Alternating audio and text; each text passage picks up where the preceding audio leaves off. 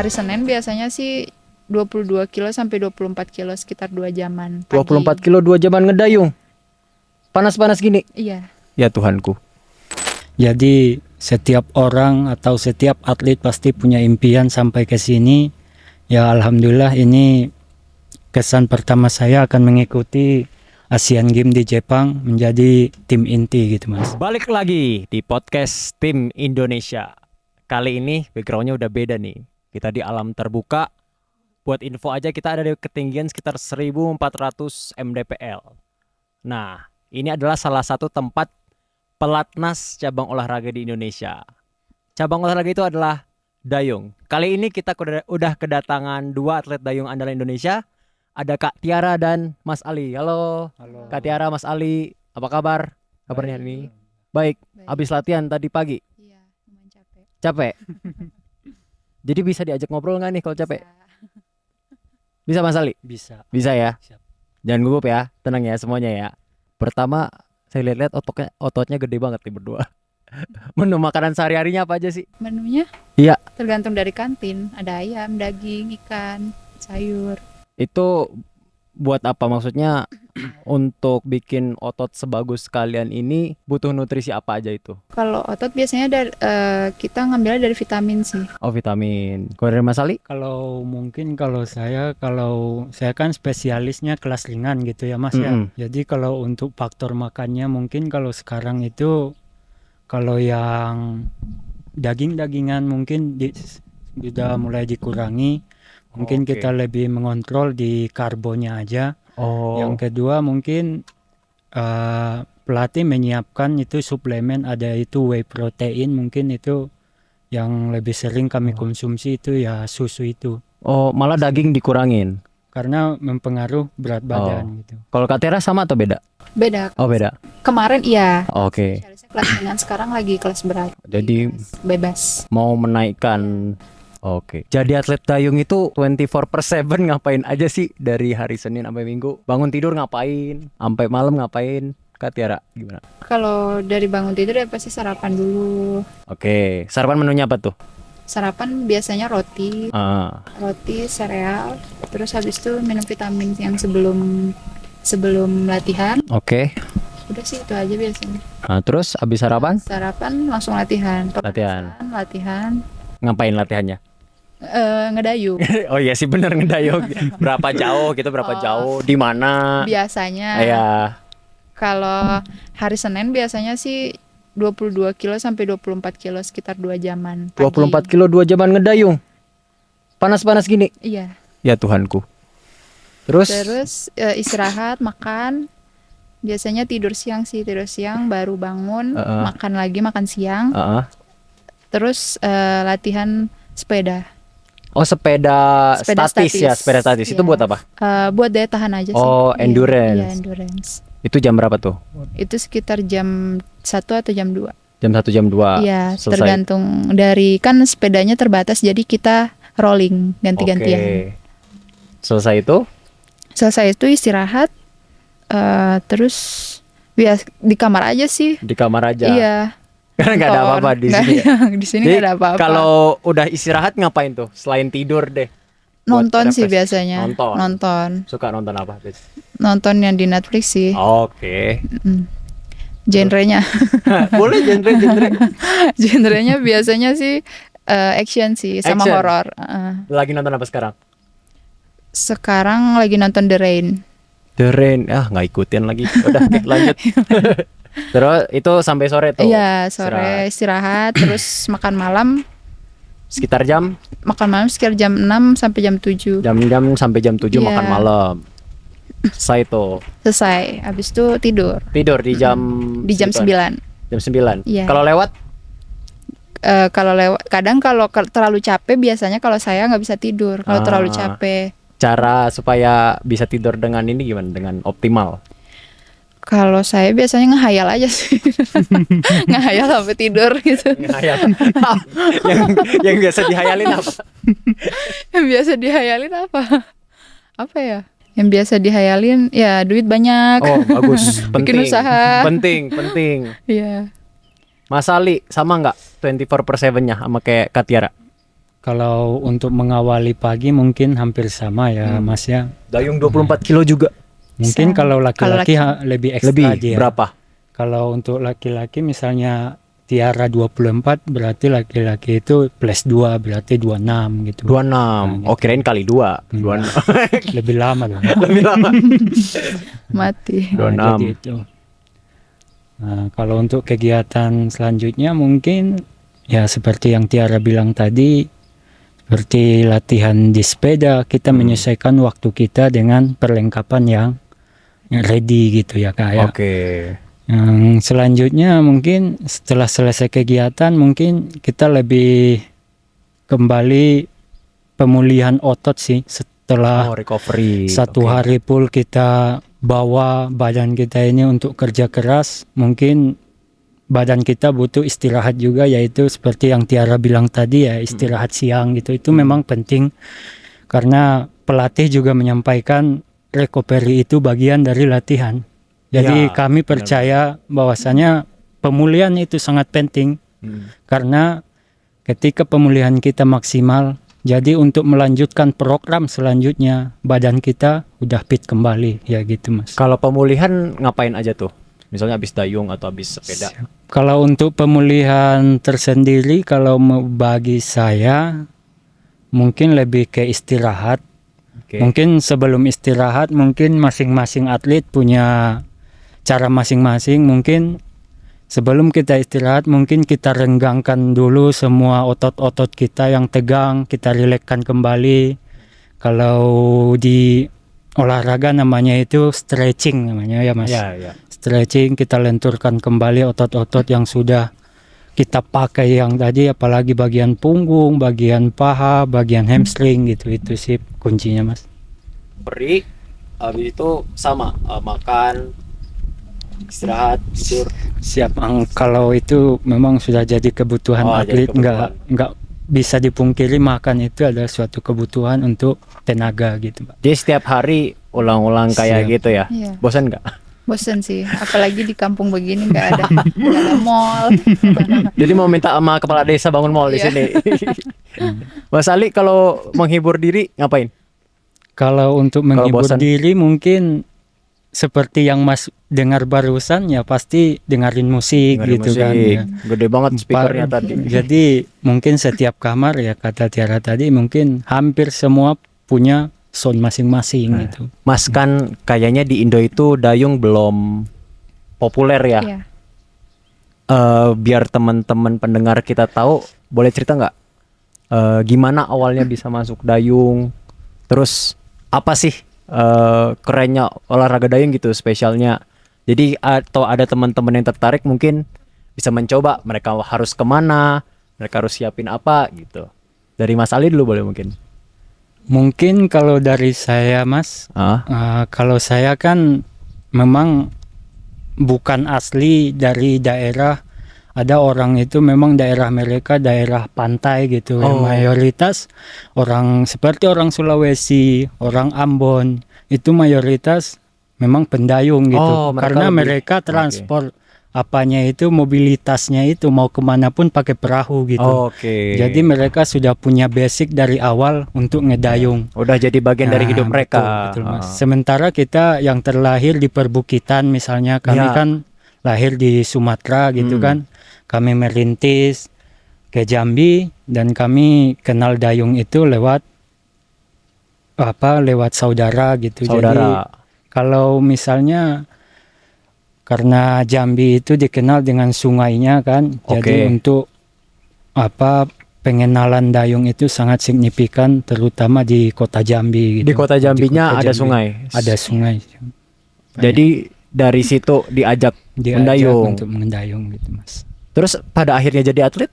Nah, pada akhirnya jadi atlet ya ketika kalau diceritakan mungkin Panjang ya. ceritanya panjang Mas ya. Momennya Karena aja deh. posisinya karena merantau dari Sumatera Barat ke Jambi kan, memutuskan untuk kuliah ke Jambi gitu. Oh. Nah, sambil kuliah tertarik karena terutama di Jambi itu yang paling dikenal itu ya olahraga dayung ini Oh, gitu. di Jambi cukup terkenal Iya, ya. betul. Oke. Karena setiap hari-hari besar, misalnya ulang tahun kabupaten, kota gitu, provinsi, pasti olahraga dayung itu akan diperlombakan.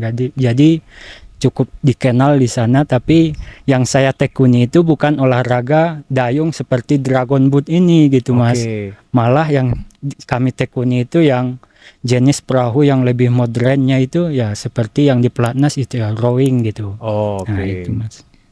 Boleh diceritain dikit bedanya apa tadi Dragon Boat sama Dragon Boat. rowing yang modern? Nah, kalau untuk Dragon Boat itu kan lebih cenderung orangnya ramai ya, Mas ya. Oke. Orangnya beregu, perahunya satu, dayungnya satu.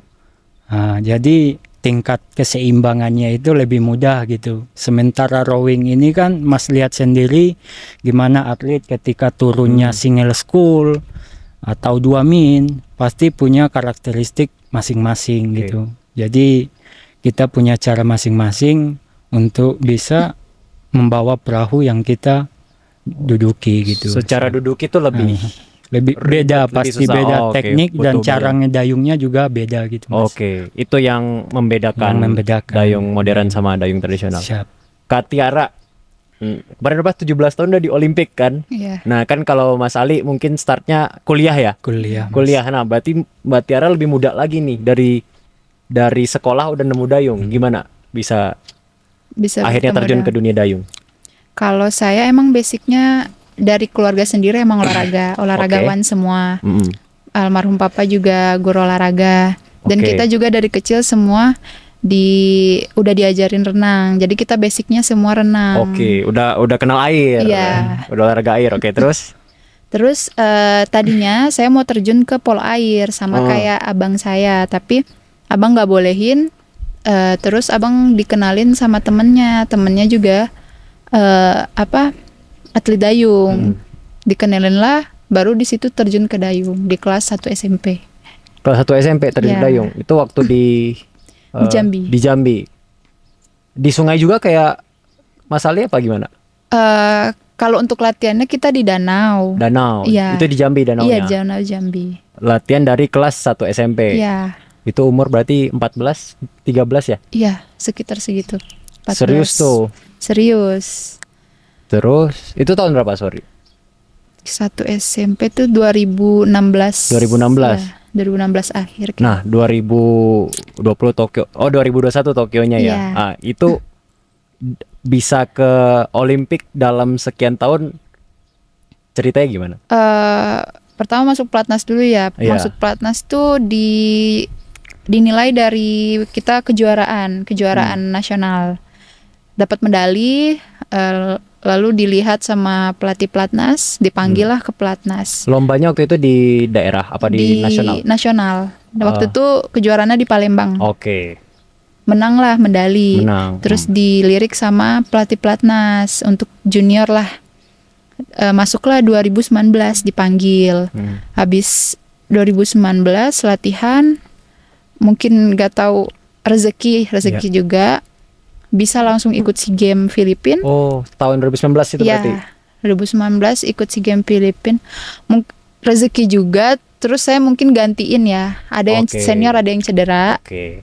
Cedera waktu itu, jadi saya gantiin senior. Dan menang juga, alhamdulillahnya dapat perunggu. Itu di SEA Games. Ya, di SEA Games Filipina. Terus tahun depannya TC untuk persiapan Paralimpik. Dan itu Oke. nggak tahu penilaian pelatih bagaimana. Yang dipanggil saya sama ada senior 1 untuk persiapan Olimpik. Di situ saya sebenarnya jadi cadangan aja. Oke. Jadi cadangan pas berjalanlah latihan, terus latihan ditambah 1 partner untuk Oke. saya double school. Nah dari situ baru latihan double school, ikut Paralimpik di Jepang. Mungkin kita lolos juga beruntung. Oke. Waktu itu COVID, mungkin banyak negara-negara nggak maksimal lah latihannya karena COVID juga. Indonesia termasuk best lah pokoknya, latihan terus walaupun COVID. Jadi kita latihannya juga maksimal. Kita bisa ngalahin di situ, masuk peringkat itu sih. Jadi bisa lolos Olimpik. Oke. Ya. Ini Asian Games keberapa deh kakak? Kedua. Oh Saya kakak kedua. Mas Ali Pertama kali. pertama Mas. kali Asian Games. Siap. Gimana rasanya mau pertama kali Asian Games? Yang pastinya bangga gitu kan Mas. Itu puncaknya olahraga Asia gitu kan. Yang pasti itu multi event. Jadi setiap orang atau setiap atlet pasti punya impian sampai ke sini. Ya alhamdulillah ini kesan pertama saya akan mengikuti Asian Games di Jepang menjadi tim inti gitu Mas. Punya apa ya? Prediksi nggak atau gambaran kira-kira persaingan di Asian Games nanti gimana? Siap. Untuk persaingan kita selalu monitor, soalnya negara-negara Asia itu sering tryout ke Eropa. Contohnya mengikuti kejuaraan dunia seperti World Cup 1, World Cup 2. Bahkan bulan Agustus ini ada World Championship di Amsterdam, tempat kita biasa training camp. Jadi di situ kita bisa membaca dan menjadikan tolak ukur waktu mereka itu untuk jadi patokan kita untuk mengejar dan bisa latihan semaksimal mungkin untuk mengejar. Kalau misalnya waktunya bagus, berarti kita punya motivasi lebih untuk bisa menyusul waktu mereka gitu Mas. Oke. Kak, aku lihat-lihat kan di gym ada yang rowing. Apa tuh namanya? Rowing indoor. Ergometer. Iya, Ergometer. Nah, itu kakak pernah dengar olahraga high rocks nggak? Iya. High rocks. Kan pada pakai itu Siap. kan. Iya. Nah, karena kakak dayung di air beneran nih. Bedanya orang yang high rocks pakai dayung indoor sama dayung di laut tuh apa sih bedanya? Beda rasanya atau? Siap. Di sini kan ada dua model ya Kak ya. Ya. Kalau yang high rock itu yang konsep 2 namanya Kak. Sementara yang untuk di aplikasi di dayung itu namanya RP3. Oke. Jadi apanya itu simulasinya RP3 itu sama seperti kita di atas air gitu. Seperti kita ngedayung perahu. Sementara kalau yang konsep 2 itu kita diam gitu Pak. Alatnya itu diam. Nah, itu yang oke. membedakan. Jadi push itu maksimalnya ya kita push kakinya, kita tarik gitu. Sementara kalau di perahu kan kita dorong dulu, baru kita tarik gitu. Nah, itu yang membedakan. Alatnya itu mengikuti pergerakan kita gitu Kak. Oke, berarti lebih satu tubuh lebih Satu tubuh dimainkan. butuh balance Ya, juga. betul Kak. Kak Tiara, tadi kan aku sempat ikut ke bot tuh ngelihat kalian ngedrill jauh-jauh. Itu tadi sempat ngobrol sama coach juga, katanya harus ngejaga heart rate ya. Iya. Betul. Ada target nadi. Oh, ada target nadi juga. Iya. Kayak orang-orang pelari-pelari gitu, jadi mirip-mirip juga ya. Iya. Nah, penasarannya gimana sih kalau lagi di tengah air, misalnya heart rate-nya Tinggi. tinggi gitu. Cara jaganya gimana? Ini kan lagi di tengah air, lagi capek. Itu gimana cara ngebenerinnya? Kalau maksimal kan kita push kaki. Oh, Nah, oke. push kaki. Untuk ngejaganya kita kurangin push kakinya. Oh. Jadi biar nadi kita juga nggak terlalu tinggi. Tapi bisa juga sih heart rate juga bisa biasanya dari teknik. Teknik jelek kadang nadi bisa tinggi. Oh gitu. Iya. Jadi emang di tengah laut gitu diperbaiki tekniknya atau lebih Iya, ringan. diperbaiki. Kalau menurut Mas Ali gimana? Ya, yang Tiara sampaikan tadi betul ya Mas ya. Di pelatnas ini khususnya di rowing, setelah kita memiliki pelatih asing itu yang dari Belanda kan. Jadi sistem latihan kita itu sistemnya polarisasi Mas. Apa itu? Jadi kita itu latihan itu kita seperti pola gitu. Semuanya punya aturan gitu. Jadi ketika zona heart rate itu melebihi batasnya kita, itu akan mempengaruhi ke faktor kecapean atlet tersebut gitu. Oke. Kalau yang Mas tanya tadi sama coach Atlis misalnya, kita misalnya programnya 26 kilo dengan aturan masuknya itu kalau di sini maksudnya itu D1 gitu Mas. Jadi rata-rata nadinya itu misalnya 130 sampai 140 gitu. Tergantung masing-masing. Bergantung masing-masing atlet. Oh, ini beda-beda. Detak jantung maksimalnya itu ditentukan ketika kita itu ada namanya step test gitu Mas.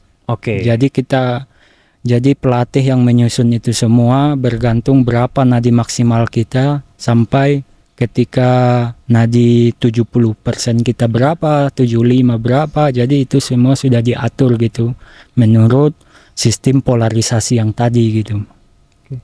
Kak, kalian kan tiap hari dayung 20-an kilo. Iya. Terus ini tuh di ketinggian 1400-an ya, mdpl. Oksigen kan lebih tipis nih. Itu capek banget gak sih rasanya? Awal datang sih capek, tapi kan lama-kelamaan jantung kita terbiasa. Dan jantung kita juga membesar karena oksigen yang tipis itu. Oke. Jadi manfaatnya pas kita tanding di dataran rendah, jadi manfaat di kita banyak. Jadi karena jantung kita udah besar, pas ke dataran rendah, nafas kita lebih ringan. Tapi dari tinggi ke rendah gitu ada perlu penyesuaian lagi nggak? Butuh penyesuaian sih. Kalau dari diri saya sih 2 minggu, seminggu sampai 2 minggu sih penyesuaian untuk di bawah. Kalau Mas Ali gimana perbedaan? Mungkin hampir sama ya Mas ya. Kembali lagi memang awal-awalnya memang dada itu memang terasa sesak. Pasti yang paling dirasakan itu ketika programnya sprint gitu. Tes kecepatan pasti dadanya akan merasa panas gitu, sesak. Jadi kalau memang lagi program long distance mungkin nggak terlalu sesak. Kalau memang latihannya nggak terlalu pagi gitu. Kalau untuk latihan sekarang kan latihannya agak siang jam 7. Jadi mungkin matahari juga udah agak terbit gitu kan. Jadi kita bisa menyesuaikan dengan suhu tubuh masing-masing juga sih Mas. Berarti ketinggian ini tuh ngaruh ke performa kalian waktu Betul tanding sekali, ya? betul. Bisa ningkatin kecepatan sama endurance. Iya. Siap. Karena program latihan di ketinggian ini L-Altitude namanya ya Kak ya.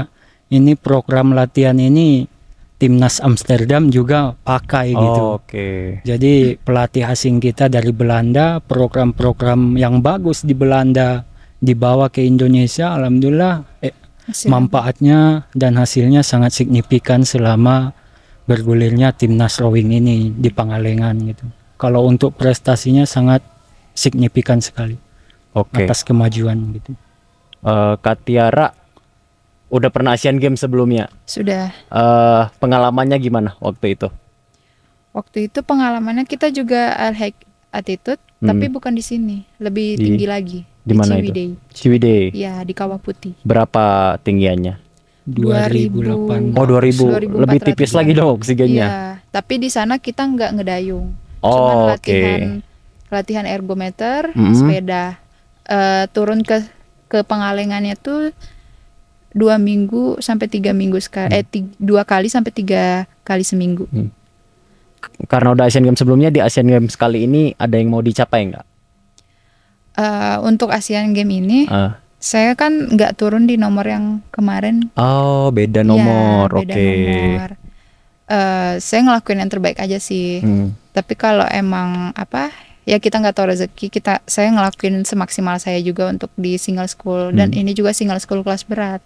Kelas bebas. Jadi mungkin ada yang tingginya lebih, ada yang 190, ada yang 170, dan itu. Oh, kelas bebas itu maksudnya badannya besar-besar semua. Oh gitu. Iya. Emang ada yang ringan? Maksudnya ada yang nggak bebas?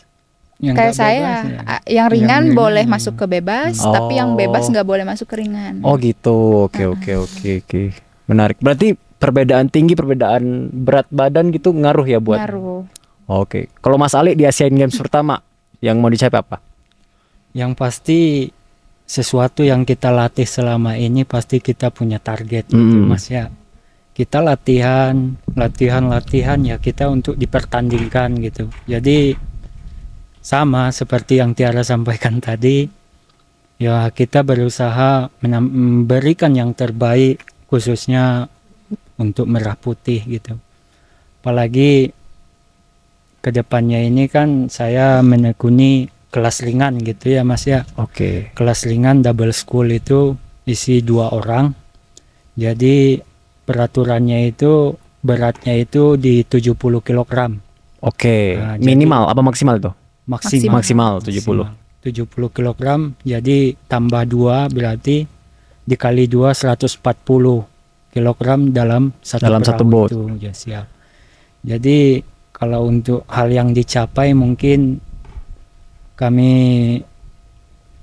nggak bisa menjanjikan, tapi pasti kami usahakan semaksimal mungkin dengan kepercayaan pelatih, dengan proses yang sudah lama kita jalani, udah hampir 1 tahun pelatnas Asian Games ini bergulir di Pangalengan gitu kan. Walaupun sebelumnya saya sempat vakum, setelah SEA Games Vietnam kita dapat penghargaan dari presiden, mau nggak mau, siap nggak siap, ya harus dijalani gitu. Saya menjalani pendidikan hampir 2 bulan, pendidikan lanjutan di Secapa AD, hampir 2 bulan. Setelah itu selesai melaksanakan pendidikan, saya baru bisa gabung di pertengahan Februari Tahun ini. tahun ini. Oke. Jadi ketertinggalan saya yang lewat, ya saya berusaha untuk bisa mengejarnya ya dengan cara mungkin di setiap latihan saya lebih ekstra dari yang lain gitu. Gimana caranya ketika nanti seleksi ya waktu kita masuk gitu Mas. Jadi ketertinggalan kita yang lewat ya kita berusaha buat menentukan lagi waktu terbaik kita untuk di tes berikutnya gitu. Mas, berat bot. Tadi kan kalian ngangkat bot tuh Ya. ke air. Itu berapa sih beratnya? Kalau single berapa ya? 16 Kalau untuk single itu sekitaran 16 Iya, 17. 16-17 kalian angkat sendiri bawa ke bawah. Iya. Nggak Kan keberatan. ringan. Oh, ringan itu ya? 16 kan 16 ringan. kilo Ya? ringan. Aku nggak kebayang. Kayak aku angkat barbel 10 kilo juga berat-berat juga. Ya beda lah ya. Kak Tiara, ini aku mau nanya hal lain. Katanya Kak Tiara udah punya usaha. Usaha apa? Makanya aku nanya aja. Punya Ada. usaha tapi lebih ke nebeng sih. Oh, Kayak apa tuh? Boleh ceritain nggak? Oh, invest. Iya. Bagus dong. Invest di sini. Investnya invest perahu rafting. Oh, oke. Iya. Boleh ceritain nggak tuh? Itu pro rafting di mana? Terus buat apa? Perahu raftingnya di Pangalengan, di Cilenca. Itu biasa wisata dari Jakarta, dari kota-kota, pokoknya pasti ke sini setiap Sabtu Minggu rame. Oh, berarti ngundang wisatawan ke Iya, sini. Berarti di sungai. di sungai. Raftingnya Sungai Palayangan. Kok kepikiran sih Kak buat invest di situ? Diceritain hasilnya lah, ini awalnya coba tapi ternyata Awalnya coba-coba. Terus? Tapi worth it. Worth it. Oh, berarti untung ya. Iya, untung. Maksudku apa ya? Berarti bagus dong Kak Tiara bisa manage uang buat Iya. dapat ini. Betul. Itu sempat sekolah atau emang kepikiran aja apa gimana? Sekolah gimana? Apa ya? Belajar dari mana bisa memanage uang buat invest dan lain-lain gitu. Kan maksudnya salah satu masalah atlet kita itu Keuangan. keuangan sih. Iya. Di Komite Olimpiade Indonesia juga berkali-kali kita ngedukasi tentang finansial dan lain-lain. Terus kita punya satu atlet nih yang kepikiran buat invest di rafting atau pariwisata misalnya. Iya. Itu dapat dari mana informasi atau Kalau saya sih insight-nya? belajar juga, maksudnya dari pengalaman orang-orang. Oke. Saya tanya gimana, dan saya berani, saya coba. Itu juga saya investnya sama senior Oke, dari teman-teman Iya, dayung juga. iya. Oke. dan berhasil. Dan masih jalan sampai masih sekarang ya. jalan. Semoga sukses ya Kak. Amin. Mas Ali ada sempat kepikiran buat invest atau buka usaha mungkin? Mungkin kalau investasi sudah lama sudah berjalan. Oh, sudah berjalan juga. Kalau Tiara kan investnya dalam bidang wisata. Ya. Kalau saya mungkin dalam bidang pertanian gitu Mas. Oke. Soalnya Punya notabene- tanah, punya sawah, Punya tanah sawit Mas. sawit. Siap. Luar biasa. Berapa hektar? Kalau yang sudah produktif itu 3 hektar Mas. Bagus. Kalau di Jambi kan nggak per hektar ya? Di Jambi, sawitnya di Jambi. Di Oh. Jambi. Atlet-atlet kita udah banyak yang melek finansial juga guys. Jadi kalian harus bisa menyentuh mereka. Nah, untuk menutup sesi kita kali ini nih, kan kalian udah lama ya di Dayung, udah banyak pelatnas juga. Siapa sih orang yang kalian mau ucapin terima kasih atau orang-orang yang berjasa buat kalian sampai di titik ini? Mau Mas Ali dulu mungkin? Tiara dulu. Oh, Tiara dulu, oke. Dia harus jadi bintang, harus nutup. Iya. Kalau saya sih terutama ya orang tua, Oke. mama saya, dan papa saya juga di sana. Oh ya, rest in peace Papa Katiara. Eh, Apa? Papa saya dulu pengen abang saya dulu ikut PON minimal. Oke. Ya, saya udah sampai Olimpik, mungkin papa saya lihat di atas mungkin udah bangga lah. Pasti bangga sih. Ya. Itu sih pertama keluarga, orang tua, teman-teman yang saling support, apalagi di sini harus apa? Kalau di lingkungan atlet mungkin harapan saya ya harus akur lah satu sama lain, saling support. Apalagi kalau kita di satu mes, kalau nggak akur mungkin nggak enak ya. Iya. Itu sih harapan saya dan terima kasih untuk teman-teman semua juga. Mungkin itu aja sih. Mas Ali. Mungkin sama, mungkin yang pertama itu pasti keluarga ya Mas ya, yang selalu mengirimkan doa, baik dukungannya yang tiada henti gitu. Tanpa kita minta pasti doa itu selalu diucapkan gitu. Jadi kita sebagai anak sudah sepantasnya kita bersyukur, alhamdulillah doa kedua orang tua kita masih sampai ke kita sekarang. Ya kita rasakan gimana gambaran doa tersebut, gimana kepribadian kita saat sekarang gitu. Mungkin kita bisa di sini juga karena berkat doa orang tua kita juga gitu. Jadi yang kedua, saya berterima kasih kepada pelatih yang ada di Pelatnas, sosok guru buat saya, sosok teladan. Mungkin gak semua orang bisa seperti mereka gitu, tentang kesabarannya yang luar biasa. Setiap hari melatih kita bagaikan bapak sama anak gitu ya Mas ya. Tak bosan-bosannya menyampaikan masukan untuk kita lebih maju gitu. Dan seterusnya saya mengucapkan terima kasih kepada komandan saya di instansi militer Angkatan Laut beserta jajaran, kepada Bapak Panglima Kolin Lamil. Saya mengucapkan terima kasih, semoga Bapak menonton video ini. Terima kasih atas izin yang Bapak berikan dan dukungan sehingga saya bisa berkiprah di olahraga prestasi. Izin yang Bapak berikan ini merupakan suatu motivasi besar buat saya, karena saya menjadi atlet dan mencapai suatu prestasi dan ingin membanggakan nama instansi khususnya Angkatan Laut.